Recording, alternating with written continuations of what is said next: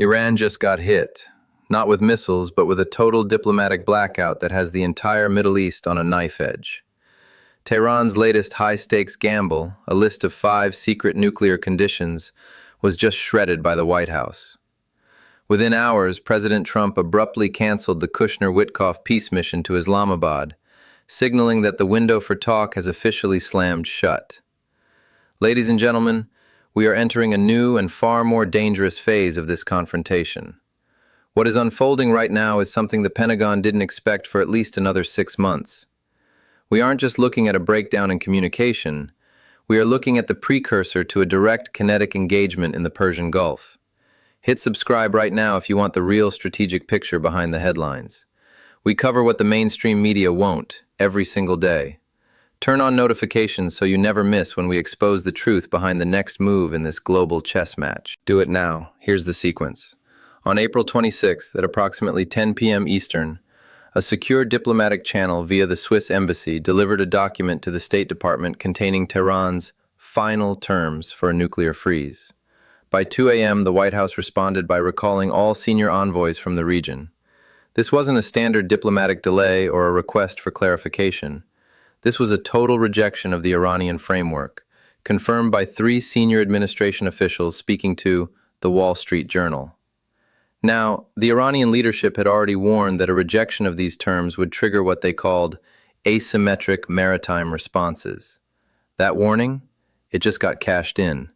Iranian fast attack craft from the IRGC Navy are currently harassing commercial transit near the island of Abu Musa. At the same time, the Iranian judiciary chief issued a chilling statement referencing Tabas 2.0, a direct callback to the 1980 disaster that crippled the American military's reputation in the desert.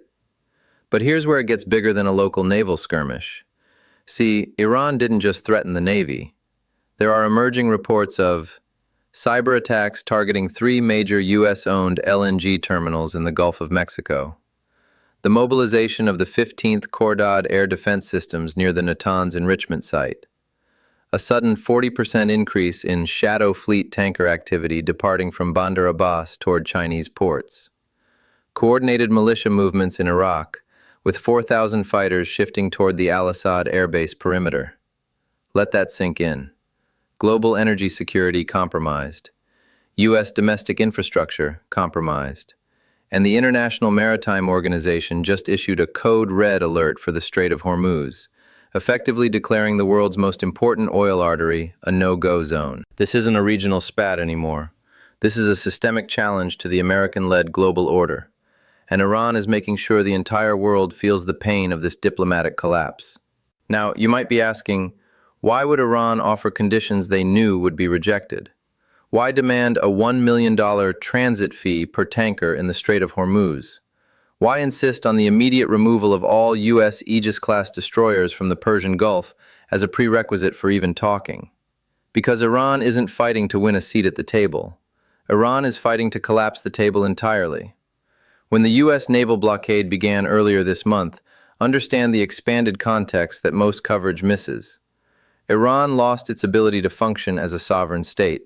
They aren't just losing money, they are losing the fundamental revolutionary legitimacy that keeps the regime in power. The IRGC command immediately signaled this shift, declaring that if Iran cannot export, no one shall. So when the Iranian judiciary chief says the era of American maritime dominance is a relic, that tells you everything. The diplomacy wing in Tehran is dead, the war wing is running the show, and Iran has decided this is their Alamo moment, a final desperate stand intended to inflict so much global economic pain that the U.S. is forced to retreat.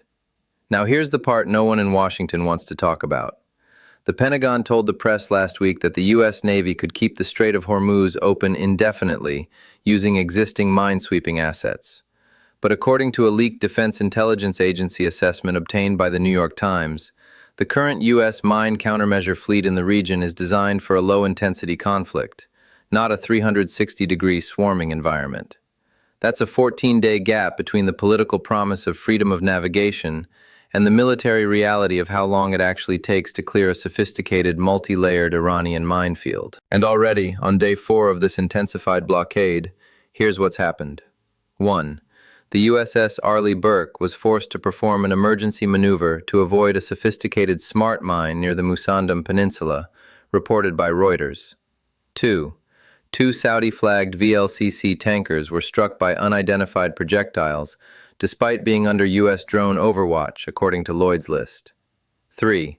The Pentagon's Sentinel monitoring system has been blinded by high-powered electronic jamming originating from Iran's Keshem Island.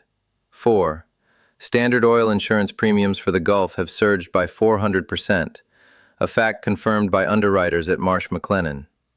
The Washington Post is now reporting that senior Navy commanders are privately expressing grave concerns over the sustainability of the current blockade.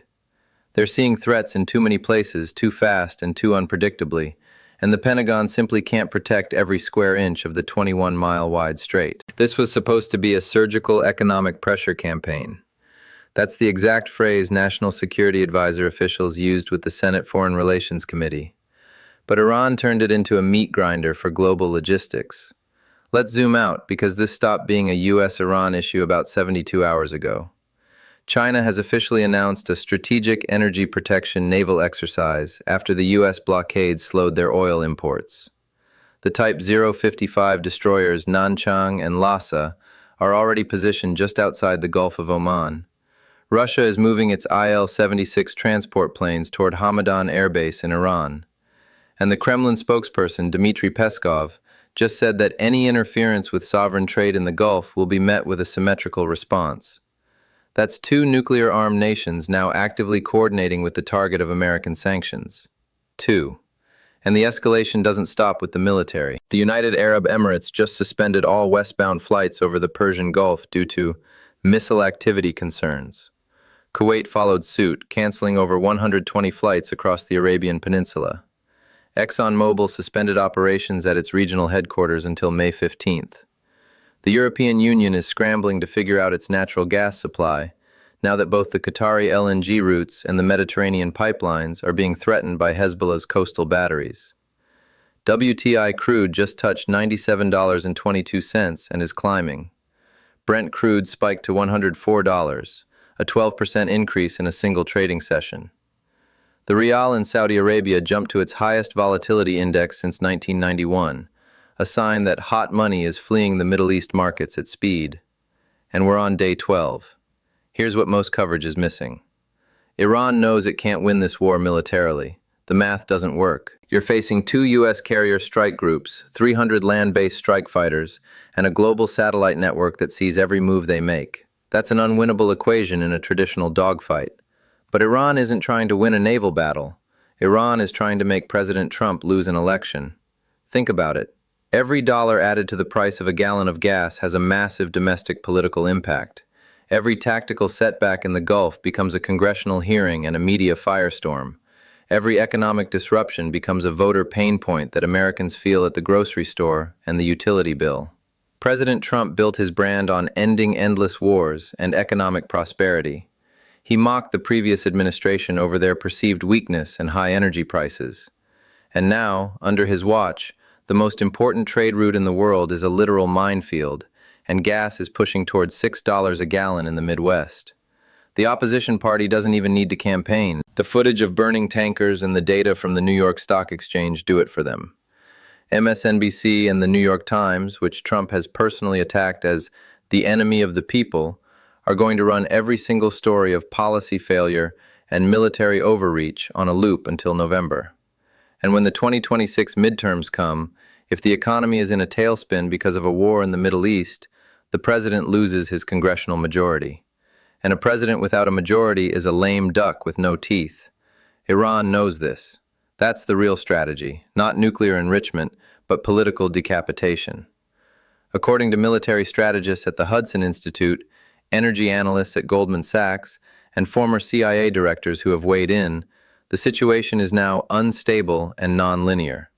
There are scenarios in which a back-channel deal is struck in Oman before the first American sailor is killed. There are also scenarios in which the current escalation pattern continues, costs mount, and the conflict becomes a generational disaster that ends the petrodollar era forever.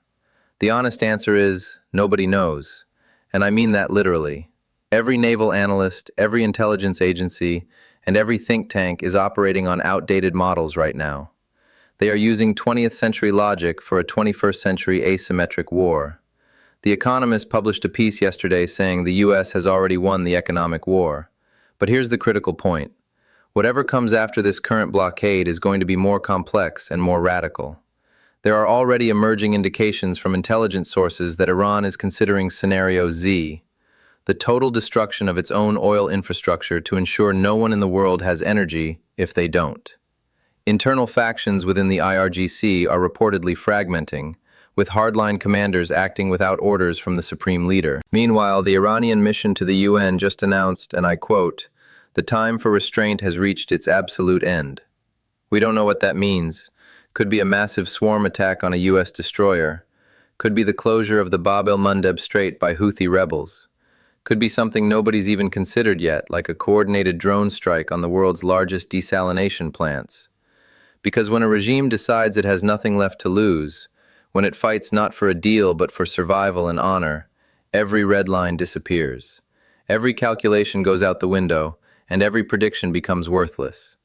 We are witnessing something that will reshape the Middle East, the American economy, and the global security architecture for a generation.